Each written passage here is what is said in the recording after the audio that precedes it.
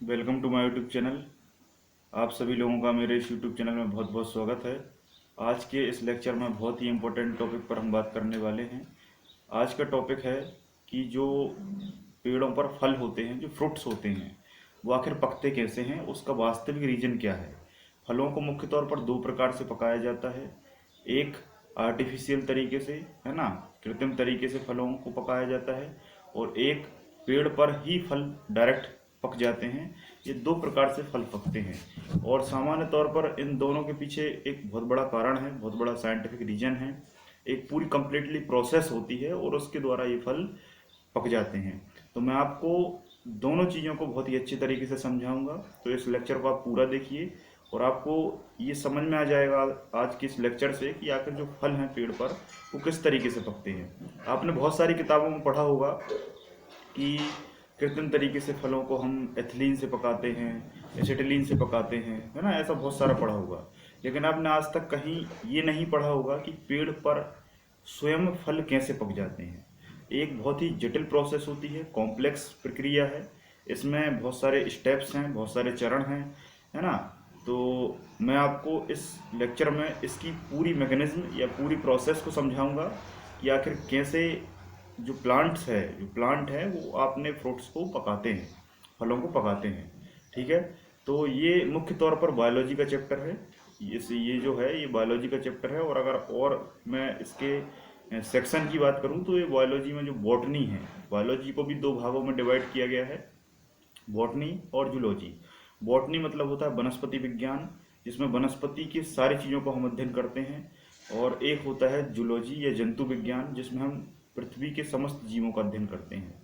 संसार में यह एकमात्र ऐसा विषय है जिस विषय में जीवित प्राणियों की बात की जाती है, जीवित कोशिकाओं की बात की जाती है, सजीवों की बात की जाती है, लिविंग ऑर्गेनिज्म या सजीव जंतुओं की बात की जाती है। और सजीव जंतु सीधे आपके जीवन से सीधे जुड़े होते हैं, और कहीं ना कहीं इस सब्जेक्ट में आप भी आते हैं, और ह्यूमन को भी इसमें बहुत ही गहराई से पढ़ा जाता है। तो आने वाले लेक्चर्स में मैं बायोलॉजी को आप लोगों को कंटिन्यू पढ़ाऊंगा, है ना। तो अभी मैं थोड़ा सा क्या है, छोटे छोटे छोटे छोटे टॉपिक डाल रहा हूँ ताकि जिससे आपको समझ में आ सके कि इस लेक्चर से आपको किस किस सब्जेक्ट का नॉलेज या कौन कौन से टॉपिक मैं आपको पढ़ाऊंगा। ठीक है। तो बहुत सारे स्टूडेंट्स का कमेंट आया था कि सर आप एक ही सब्जेक्ट को लगातार पढ़ाइए और उसको कंप्लीट कीजिए ताकि हमको चीज़ें समझ में आ सकें, है ना। तो ये बहुत ज़रूरी होता है कि किसी भी एक सब्जेक्ट को लगातार पढ़ाया जाए। और मैं एक सब्जेक्ट को लगातार पढ़ाऊंगा, बिल्कुल पढ़ाऊंगा, निश्चिंत रहिए।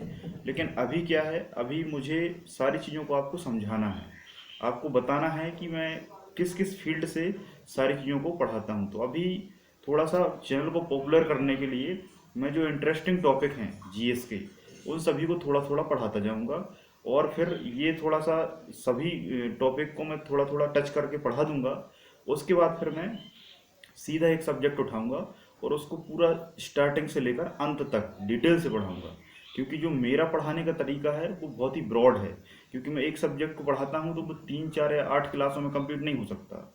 उसके लिए बहुत क्लासें लगती हैं, क्योंकि मैं कोई भी चीज़ को अधूरी नहीं पढ़ाता। अगर उसे उस विषय को मैं छूँगा तो उसको बिल्कुल लास्ट पॉइंट तक, या जितना भी उसका बेसिक कॉन्सेप्ट होगा उसको डिटेल से पढ़ाऊंगा, और उसमें काफ़ी समय लगेगा।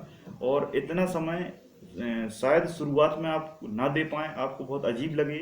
इसलिए मैं अभी छोटे छोटे टॉपिक जो इंटरेस्टिंग हैं और जो एग्ज़ाम की दृष्टि से इम्पोर्टेंट हैं उनको मैं अभी करा रहा हूँ। तो आप ऐसा मत सोचिए कि ये कंटिन्यू नहीं है, ऐसा वैसा, ऐसा कुछ नहीं होता। जितना ज्ञान, जितना डाटा जहाँ से मिले उसको ले लेना चाहिए, है ना। कभी ऐसा नहीं सोचना चाहिए। और मैं सबसे पहली बात आपको शुरुआत से समझाता आया हूँ कि किसी भी तरीके से आपके दिमाग में नेगेटिविटी या नकारात्मकता नहीं आनी चाहिए। ये सबसे बड़ा ड्रॉबैक है आपकी असफलता का, है ना। ये मैं कहूँगा कि असफलता में सबसे अहम भूमिका जो है वो नकारात्मक विचार, नकारात्मक आपकी मनोधारणा और अवधारणा, और सबसे बड़ी चीज़ जो है वो है नकारात्मक व्यक्ति, नेगेटिव पर्सन। तो नेगेटिव पर्सन से आप जितना दूर रहेंगे, जितना बचेंगे, आपको उतना ही फायदा है। तो ऐसा नेगेटिव विचार मन में बिल्कुल मत लाइए कि टॉपिक नहीं है, सब्जेक्ट नहीं है, कंटिन्यू नहीं हो पा रहा, या बोर्ड नहीं है। बोर्ड पे कुछ लोग कहते हैं कि सर ऐसे समझ में नहीं आता। मैं मानता हूँ कि नहीं आता होगा समझ में, बोर्ड भी नहीं है, मैं लिख के भी नहीं समझाता, लेकिन कहीं ना कहीं डाटा तो आपको मिल रहा है ना। अभी आपको पता है लॉकडाउन है, लॉकडाउन में ना मैं क्लास जा पा रहा हूँ, और ना ही ब्लैक बोर्ड या जो पूरा सेटअप है वो घर पे सेटअप हो पा रहा है, क्योंकि अभी सब कुछ लॉकडाउन है। तो आप भी समझिए इस चीज़ को कि अभी आप को ब्लैक बोर्ड पे पढ़ाना संभव नहीं है। नहीं तो मैं बहुत आसानी से आपको पढ़ा सकता था, कोई दिक्कत नहीं थी, लेकिन कहीं ना कहीं मैं आपको बोलकर वही सारी चीज़ें समझाता हूँ। जैसा आपने क्लास में देखा होगा, लिखने का जो रोल है वो मैथ्स में ज़्यादा होता है, जीएस में लिखने का ज़्यादा रोल नहीं होता। आपने क्लास में भी देखा होगा, मैं बहुत सारी चीज़ों को बोलकर ही समझाता हूँ, और फिर डायरेक्ट उनको बोलकर ही लिखाता हूँ, और फिर जो कुछ स्पेलिंग्स कठिन से रहती हैं वो मैं आपको ब्लैक बोर्ड पर लिख देता हूँ। नहीं तो जितनी भी चीज़ें हैं जीएस में, उनको मुख्य तौर पर समझाया जाता है स्टोरी के माध्यम से, और उनकी सीक्वेंस सीक्वेंस के साथ उसके क्रमबद्धता को समझाया जाता है। तो ये एक के बाद एक कैसे हुआ, इसका वास्तविक कारण क्या है, जीएस को आप बोलकर भी समझ सकते हैं, इसमें कोई दिक्कत नहीं है। और अंततः फिर वही बात आती है कि जिसको पढ़ना होता है वो किसी भी माहौल में पढ़ लेता है, किसी भी कंडीशन में पढ़ लेता है, किसी भी टीचर से पढ़ लेता है। और जिसको आप नहीं पढ़ना, जिसको कमियां ही निकालना है, जिसको नकारात्मक विचार ही मन में रखना है, तो उसको आप London university, Oxford university, Cambridge university, Harvard university कहीं भी पढ़ा लीजिए, वो नहीं पढ़ सकता। और जिसको पढ़ना है, जिसको करना है, वो कर जाता है। आपने एकलव्य के बारे में सुना होगा, जिसके पास गुरु भी नहीं थे, और गुरु के साथ साथ बहुत सारी चीज़ें नहीं थी, वातावरण नहीं था, माहौल नहीं था, है ना। एक गरीब फैमिली से था, लेकिन उसके जीवन में कोई फर्क नहीं पड़ा, वो बहुत आगे निकल गया, सबको पीछे छोड़ दिया उसने। तो ऐसा नहीं होता, जिसको करना है वो घर से भी कर लेता है, बिना पढ़े भी कर लेता है, मतलब बिना पढ़ाए भी कर लेता है। बस आपके अंदर जिज्ञासा होनी चाहिए और नकारात्मक विचार नहीं होना चाहिए। ठीक है, तो हम टॉपिक पे आते हैं। हमारा टॉपिक है कि फल कैसे पकते हैं। तो पहले हम बात करेंगे कि पेड़ पर ही प्रकृति के द्वारा फल कैसे पकते हैं, उसमें जो विशिष्ट गुण है वो क्या है। देखो, सबसे इम्पोर्टेंट है कि जीवन की जो बेसिक इकाई है, जो बेसिक यूनिट है, वो कोशिका है, वो सेल है। अब आप कहेंगे सेल क्या होता है, बहुत सारे जो लोग हैं उनको सेल समझ में नहीं आता। तो सेल कुछ नहीं है, सेल आपके जीवन की एक इकाई है। अब इकाई का मतलब ये है कि जैसे मैं आपसे पूछूं कि आपका शरीर किस चीज़ से मिलकर बना है, तो आप कहेंगे कि मेरा शरीर आँख भी है, कान, नाक, गला, त्वचा, हड्डियाँ, डाइजेस्टिव सिस्टम, किडनी, हृदय, है ना, ऐसी बहुत सारे अंग हैं, उनसे मिलकर बना है। और अगर मैं आपसे पूछूं कि आपकी जैसे आँख है, जैसे आपकी त्वचा है, ये किससे मिलकर बनी है, जो अंग है वो किससे मिलकर बना है, तो आप शायद नहीं बता पाएंगे। हाँ, तो जो अंग है ये काय से मिलकर बना है, या मैं कहूँ जो अंग के और पीछे का जो भाग होता है टिश्यू या ऊतक, वो काय से मिलकर बना है। तो कुल मिलाकर जो सबसे छोटी यूनिट है, आप एग्जाम्पल की दृष्टि से समझिए। जैसे मैं आपसे पूछूं कि जो घर है वो काय से मिलकर बनता है, तो वो ईंटों से मिलकर बनता है। मैं आपसे पूछूं ये जो क्लास है ये किससे मिलकर बनी है, तो स्टूडेंट से मिलकर बनी है। समझ में आ रहा है। तो ऐसे ही हमारा जो शरीर है वो बेसिक छोटे छोटे चीज़ों से मिलकर बना है, और उनको हम कोशिका कहते हैं। ठीक है, हमारी कोशिका जंतु कोशिका कहलाती है, और प्लांट की कोशिका पादप कोशिका या प्लांट सेल कहलाती है। कुछ नहीं है, आप किसी भी सजीव को, चाहे वो प्लांट हो, चाहे वो वनस्पति हो, चाहे वो जंतु हो, उसको आप लेंगे और उसके आप छोटे छोटे टुकड़े करेंगे, बिल्कुल बारीक से बारीक महीन, जिन्हें हम इलेक्ट्रॉन माइक्रोस्कोप या कंपाउंड माइक्रोस्कोप से देख सकते हैं। तो उनमें जो छोटा सा आपको स्पॉट मिलेगा, सबसे छोटा कण मिलेगा, स्मॉल पार्टिकल मिलेगा, वही कोशिका कहलाता है। और उसी कोशिका में आपकी शरीर की सारी प्रक्रियाएं होती हैं, उसी कोशिका में आपके शरीर की सारी प्रक्रियाएं होती हैं। कभी आप ये मत सोचा करें कि कोई भी प्रोसेस है, जैसे डाइजेशन, डाइजेशन आपके शरीर में नहीं होता, श्वसन, रेस्पिरेशन आपके शरीर में नहीं होता, फिल्ट्रेशन, अल्ट्रा फिल्ट्रेशन, ठीक है, ये सब आपकी बॉडी में नहीं होती, ये सब आपकी सेल में होते हैं। आपने सांस ली, सांस आपने नाक से ली, लेकिन ये सांस का जो वास्तविक यूज है वो आपकी सेल में होगा। आपने खाना खाया, आपने तो खाना खा लिया, आपके खाने का जो डाइजेशन हुआ, उसके बाद ऑक्सीडेशन हुआ, और उसके बाद जो ऊर्जा मिली मतलब एनर्जी प्राप्त हुई, वो भी आपकी सेल में ही होगी, कोशिका में ही होगी, और वही ऊर्जा कोशिका में ही जाकर स्टोर होगी। समझ में आ रहा है। तो जो आप खाना खाते हैं या कोई भी प्रक्रिया आपके शरीर में करते हैं, तो उसका जो पूरा प्रोसेस है वो सेल के अंदर या कोशिका के अंदर ही होता है। ठीक है। तो आपके शरीर में या प्लांट के शरीर में कोई सा भी भाग हो, जड़ हो, तना हो, पत्ती हो, लीफ हो, उसका स्टेम हो, उसका रूट कैप हो, उसका अपाइकल मेरिस्टीम हो, एलोंगेशन हो, कोई भी पार्ट हो प्लांट का, सभी पार्ट्सों में केवल और केवल सेल होती हैं। चाहे वो फूल हो, फूल की कली हो, उसकी बड हो, उसका पुंकेसर हो, स्टिलकेसर हो, स्टेमन हो, पोलन ग्रेन हो, पोलन ट्यूब हो, ओवरी हो, अंडाशय हो, कैलिक्स हो, करोला हो, एंडोसियम हो, गायनोसियम हो, कोई सा भी पार्ट हो प्लांट का, जितने भी पार्ट हैं सभी पार्ट सेल से मिलकर बने हैं। और यही सेल्स हजारों की संख्या में मिलकर एक फल बनाती हैं। एक छोटे से फल में हजारों सेल होती हैं। एक छोटी सी उंगली में, एक छोटे से बाल में हजारों की संख्या में सेल होती हैं, कोशिकाएं होती हैं। वो कोशिकाएं आपस में जुड़ी होती हैं, वो कोशिकाएं आपस में इकट्ठी होती हैं। कुछ कोशिकाएं इकट्ठी हुई और कुछ कोशिकाएं ने इकट्ठी होकर आपकी उंगली बना दिया। वैसे ही पादप कोशिका इकट्ठी होकर फल बना देती हैं। क्या बना देती हैं? फल बना देती हैं या फ्रूट्स बना देती हैं। अब बात आती है कि ये फल पकता कैसे है। ठीक है। आपको ये समझ में आ चुका है कि फल क्या है, कोशिकाओं का संगठन है। अभी कोशिकाएं क्या है, आपने देखा होगा आमतौर पर कि जो कच्चा फल है, जो कच्चा फल है वो हार्ड होता है, कड़ा होता है। और जो पका फल है वो थोड़ा सा सॉफ्ट होता है, वीक होता है, वो दब जाता है आसानी से।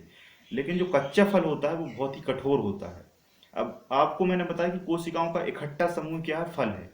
लेकिन आपके मन में कहीं ना कहीं ये क्वेश्चन आ रहा होगा कि जब कोशिकाएं इकट्ठी हैं तो वो कोशिकाएं आखिर किस चीज से जुड़ी हुई हैं, किस चीज से जुड़ी हुई हैं। जैसे आपका जो मकान है, मकान में ईंटों को डायरेक्टली तो नहीं रखा जाता कि डायरेक्ट रख दिया मकान बन गया। ईंटों को हम जोड़ते हैं, ईंटों को हम जोड़ते हैं, किससे जोड़ते हैं? सीमेंट से इनको जोड़ा जाता है और एक कंप्लीट हाउस बन जाता है। ठीक है। तो वैसे ही हमारी सेल या फल की जो कोशिकाएं हैं वो जुड़ी होती हैं। वो किससे जुड़ी होती हैं? बस इसी पदार्थ या सब्सटेंस का नाम आपको याद रखना है। उस पदार्थ का नाम है कैल्शियम पैक्टेट और मैग्नीशियम पैक्टेट। क्या नाम है? कैल्शियम पैक्टेट और magnesium pectate. Calcium ion, magnesium ion और साथ में पैक्टेट, कैल्शियम से एक बनकर पदार्थ तैयार होता है।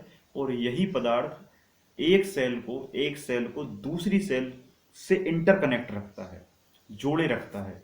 जैसे मकान में सीमेंट काम करता है, वैसे ही एक कोशिका से दूसरी कोशिका को कैल्शियम पैक्टेट और मैग्नीशियम पैक्टेट जोड़े रखता है। क्या करता है? जोड़े रखता है। कैल्शियम पैक्टेट को हम विस्कस के नाम से जानते हैं बायोलॉजी की भाषा में, और मैग्नीशियम पैक्टेट को हम जिलेटिनस या जिलेटिनम के नाम से जानते हैं। ये बायोलॉजिकल नाम है ना। तो कैल्शियम पैक्टेट और मैग्नीशियम पैक्टेट जब स्ट्रॉन्ग होते हैं, जब कड़े होते हैं, तो फल कड़ा होता है। और जब फल कड़ा होता है तो फल कच्चा कहलाता है, तब फल कच्चा कहलाता है। जब कैल्शियम और मैग्नीशियम पैक्टेट के आयन ढीले हो जाते हैं, कमजोर हो जाते हैं, वीक हो जाते हैं, तो सेल एक दूसरे से कमजोर हो जाती हैं, एक दूसरे से कट मतलब जो सॉलिडनेस है वो थोड़ी सी कम जाती है। मतलब वो कैल्शियम और मैग्नीशियम के आयन ढीले पड़ जाते हैं। जब ढीले पड़ जाते हैं तो एक सेल से दूसरी सेल मूव होने लगती है। मूव होने लगती है तो उस फल में लचीलापन आ जाता है। और जब लचीलापन आ जाता है तो उस अवस्था को हम पका हुआ फल की अवस्था कहते हैं। आई होप यहाँ तक समझ में आ गया होगा। कुल मिलाकर कुछ नहीं है, सीधी सी बात है कि कैल्शियम और मैग्नीशियम का पैक्टेट पदार्थ होता है एक सेल से दूसरे सेल के बीच में। जब तक वो स्ट्रॉन्ग है, फल कड़ा है, फल कच्चा कहलाएगा।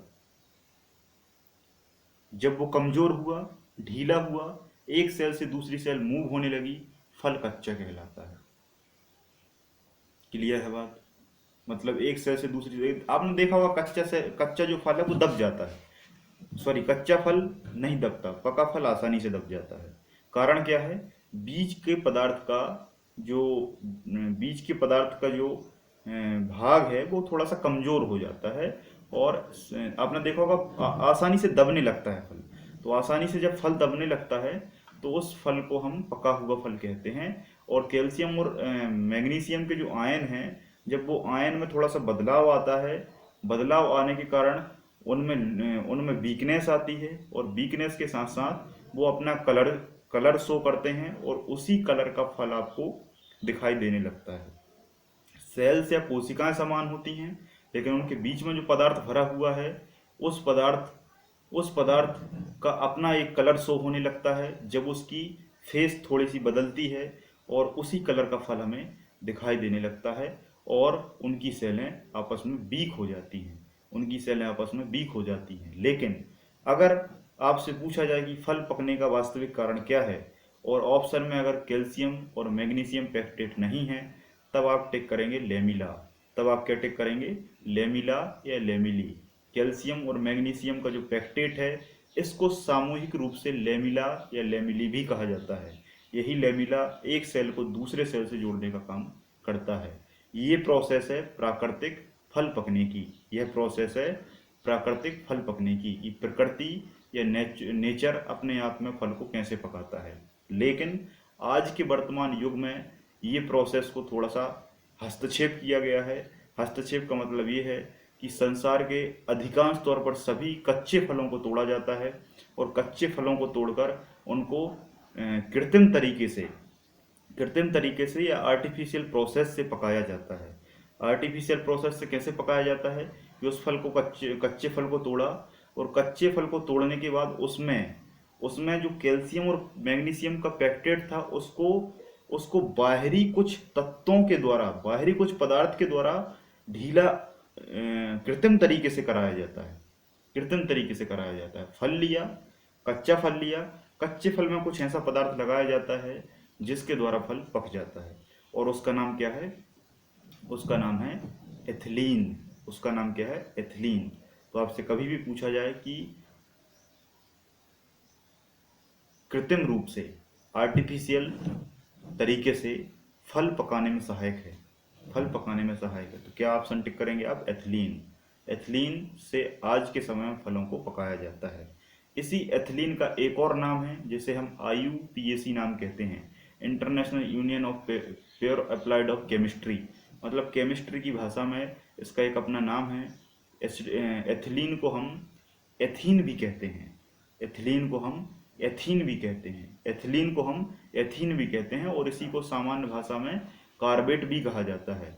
कार्बेट भी कहा जाता है क्योंकि ये हाइड्रोकार्बन का मिक्सअप होता है, हाइड्रोकार्बन का मिक्सचर होता है। इसमें हाइड्रोजन और कार्बन के अणु होते हैं, इसलिए इसको कार्बेट भी कहा जाता है, और इसका मार्केट नाम एथिलीन है, और इसको विज्ञान की भाषा में एथीन कहा जाता है।